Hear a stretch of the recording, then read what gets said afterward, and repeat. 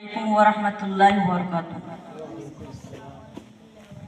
आदरणीय प्रधान अध्यापक, शिक्षक गण एवं पीएम बाहर से आए हुए अतिथिगण, आप सभी को स्वतंत्रता दिवस की शुभकामना। इस महान राष्ट्रीय अवसर को मनाने के लिए आज हम लोग यहाँ पर इकट्ठा हुए हैं। जैसे कि हम जानते हैं कि स्वतंत्रता दिवस हम सभी के लिए एक मंगल अवसर है। ये सभी भारतीय नागरिकों के लिए बहुत महत्वपूर्ण दिन है तथा ये इतिहास में सच के लिए उल्लिखित हो चुका है।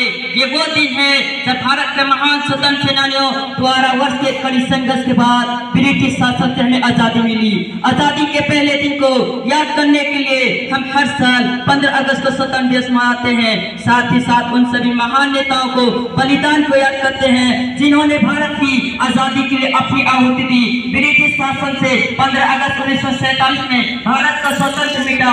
आजादी के बाद हम अपने राष्ट्रीय जन्मभूमि से मूलभूत अधिकार मिला।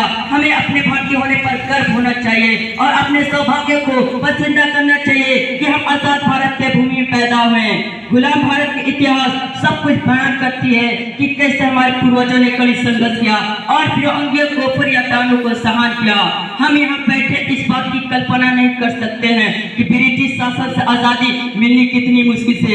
इससे से अनगिनत स्वतंत्र सेनानियों की बलिदान और 1857 से 1947 तक देश के संघर्ष किया। भारत की आजादी के लिए अंग्रेज के खिलाफ सबसे पहले ब्रिटिश सेना में काम करने वाला सैनिक मंगल पांडे ने उठाई थी।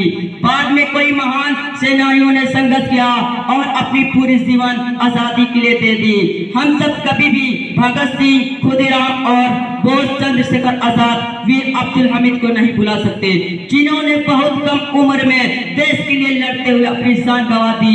हम नेताजी और गांधी जी के संघर्ष में कैसे दरकिनार कर सकते हैं। गांधी जी एक महान व्यक्ति हैं जिन्होंने अहिंसा के माध्यम से आजादी के रास्ते दिखाए और लंबे संघर्ष के बाद 15 अगस्त 1947 का दिन आया जब भारत की आजादी मिली। हिंदुस्तान जिंदाबाद।